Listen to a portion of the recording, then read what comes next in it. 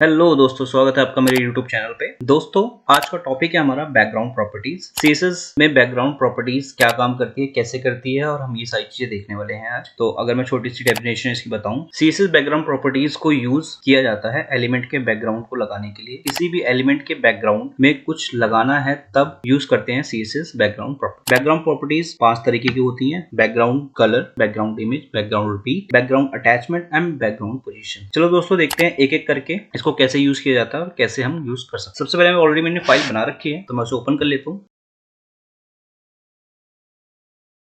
ठीक है दोस्तों, ये मैंने ऑलरेडी फाइल बना रखी है, आप देख सकते हैं। सबसे पहले दोस्तों हमारा यूज है बैकग्राउंड कलर का। Background colour properties is used to specify the background colour of the element. ठीक है, कैसे यूज करते हैं देखते हैं। सबसे पहले मैंने ऑलरेडी यहाँ पे H1 और पैराग्राफ लिख रखा है, मुझे इन्हीं के बैकग्राउंड लगाने हैं फिलहाल। तो जैसे मैंने लिखा H1 curly brace start, curly brace close, और इसी के नीचे मैं P लिख लेता हूँ जल्दी से। ठीक है, तो इसमें मैं लिखता हूँ बैकग्राउंड कलर। दोस्तों कलर देते हैं हम रेड, सेव करते हैं इसे। मेरे हिसाब से दोस्तों ये ब्लॉक एलिमेंट है हमारा H1, तो ये पूरा यहाँ से लेके यहाँ तक एंड तक ब्राउजर के हिसाब से वो पूरी बैकग्राउंड रेड कर देगा। चलिए देखते हैं रिफ्रेश करके, जैसा मैंने कहा था। इसका कलर अगर हम दे दें यहाँ पे, ठीक है, तो देखिए कितना बढ़िया लगता है देखने में। तो ऐसे करके हम अपनी बैकग्राउंड की प्रॉपर्टीज लगा सकते हैं किसी भी एलिमेंट के अंदर। सेम थिंग इसमें भी कर सकते हैं हम, जैसे कि बैकग्राउंड कलर ब्लैक देते हैं दोस्तों, इसको सेव करते हैं, और यहाँ पे इसका कलर जो है इसको हम करते हैं व्हाइट। सेव करते हैं, इसे करते हैं रिफ्रेश, यहाँ पे देखिए। ठीक है दोस्तों, तो ऐसे करके हम अपनी बैकग्राउंड प्रॉपर्टीज यूज कर सकते हैं। दोस्तों ये तो हो गया तरीका हमारा बैकग्राउंड कलर लगाने का, और भी बहुत सारे यूजेस हैं इसके। पहले हम सीख लेते हैं हमारी चीजें कैसे कैसे यूज करनी है। सेकंड थिंग है दोस्तों बैकग्राउंड इमेज। बैकग्राउंड इमेज कैसे यूज होती है? तो बैकग्राउंड इमेज यूज करने के लिए मैं इसे डिलीट कर देता हूँ दोस्तों, सेव कर लेते हैं, बैक टू नॉर्मल पेज। ठीक है, बैकग्राउंड इमेज लगाने के लिए दोस्तों अगर मैं इसकी थोड़ी सी बताऊं, तो background image property use to set an image as a background of an element. किसी भी एलिमेंट में बैकग्राउंड भी लगा सकते हैं। तो हम सबसे पहले बॉडी में लगाते हैं ताकि हमारा बैकग्राउंड इमेज इसमें लग सके। तो बैकग्राउंड इमेज लगाने के लिए हमें सेम लिखना पड़ेगा, बैकग्राउंड डैश, ठीक है, डैश लगाना है, इमेज कॉलन, फिर देना दोस्तों URL, क्योंकि वो इमेज लग रही है तो सेव कर लेते हैं, और इसमें हमें देना है बैकग्राउंड इमेज की URL। तो हमारी इमेज रखी कहाँ है दोस्तों, ध्यान से देखिएगा। इमेज हमारी जो है, हमारा फोल्डर है, ये फोल्डर के बाहर ही मैंने 3 इमेज डाल रखी है, BG1 BG2 BG3। ये BG सर, ठीक है, BG BG2 BG3। तो मैं इनमें से एक प्रॉपर्टी लगा के देखता हूँ, BG.jpg। सेव करते हैं दोस्तों, सेव कर लिया मैंने इसे, यहाँ रिफ्रेश करते हैं। देखिए दोस्तों ये रिपीट हो रही है इमेज, आप ध्यान से देखिएगा, एक ही इमेज कई बार रिपीट हो रही है। ठीक है, तो ये दोस्तों एक तरीका है बैकग्राउंड इमेज लगाने का, कि हम बैकग्राउंड अपनी इमेज कैसे लगा सकते हैं। आगे देखते हैं थिंग है दोस्तों बैकग्राउंड रिपीट। बैकग्राउंड रिपीट को कैसे हम हैंडल कर सकते हैं, अब इसी के अंदर मैं लगा देता हूँ बैकग्राउंड रिपीट को। तो बैकग्राउंड रिपीट में दोस्तों ये भी एक अलग चीज है। बाय डिफॉल्ट देखते हैं, background property image repeat the background image horizontally और वर्टिकल। दोस्तों ये दोनों रिपीट होती है। ठीक है, some image are repeated only horizontal और वर्टिकल। ठीक है, कई बार इमेज होती है जो वर्टिकली भी करती है रिपीट, कोई होती है हॉरिजॉन्टल रिपीट करती है। लेकिन अगर आपकी इमेज हॉरिजॉन्टली रिपीट कर रही है ओनली, तो वो ज्यादा बैकग्राउंड अच्छा दिखे। ठीक है, तो इसी को हम देखते हैं बैकग्राउंड रिपीट को कैसे करती है।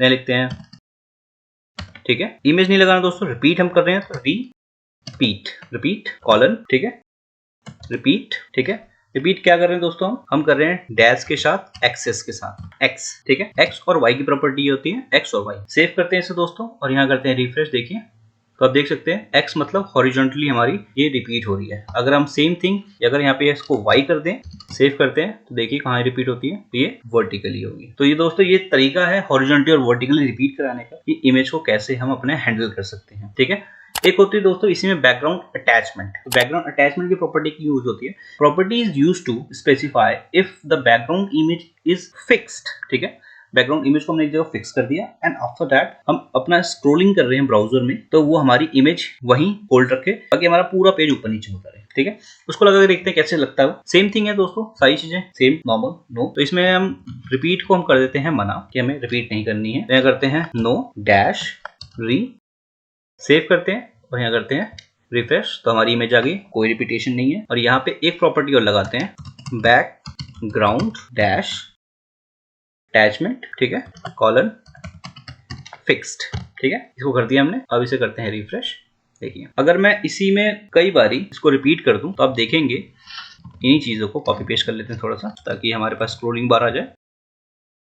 सेव करते हैं इसे और यहाँ करते हैं रिफ्रेश। ठीक है दोस्तों, तो हमारी इमेज वहीं रहनी चाहिए और बाकी सब ये ऊपर नीचे होगा। देख सकते हैं आप, इमेज हमारी वहीं फिक्स्ड है, बाकी सारी चीजें ऊपर नीचे हो रही है। ठीक है दोस्तों, तो यही बैकग्राउंड फिक्स का सेशन होता है कि बैकग्राउंड अटैचमेंट कैसे करनी है। ठीक है, इसको डिलीट कर देते हैं, हमें एक ही चाहिए फिलहाल। सेव करते हैं रिफ्रेश। तो अपने देख ले दोस्तों अटैचमेंट का क्या वर्क है। एक होती है दोस्तों बैकग्राउंड पोजीशन, हम अपने बैकग्राउंड इमेज की पोजीशन क्या रखना चाहते हैं। तो बैकग्राउंड पोजीशन को रखने के लिए background position define initial position of the background image. ठीक है, इसकी इनिशियल पोजीशन क्या, इनिशियल पोजीशन इसकी हमारे पास 5 है, left, right, top, bottom, centre. ठीक है, तो वही हमें देखनी है लगा के कि हम कैसे इसको लगा सकते हैं। ठीक है दोस्तों, तो बैकग्राउंड पोजीशन लगा के देखते हैं कैसे लगती है। ये सारी चीजें हम दोस्तों ऐसे छोड़ देते हैं। हम लिखते हैं बैकग्राउंड, ठीक है, फिर लिखते हैं पोजीशन कॉलन। हम दोस्तों फिलहाल सबसे पहले करते हैं सेंटर, सेव और ये करते हैं रिफ्रेश। ठीक है दोस्तों, हमारी सेंटर में आ गई है। सेंटर की जगह हम इसको और भी काफी जगह दे सकते हैं, जैसे कि हम दे सकते हैं बॉटम, बॉटम में सबसे नीचे आ जाए। ठीक है, सबसे नीचे आ गई। बॉटम की जगह हम दे देते हैं राइट में।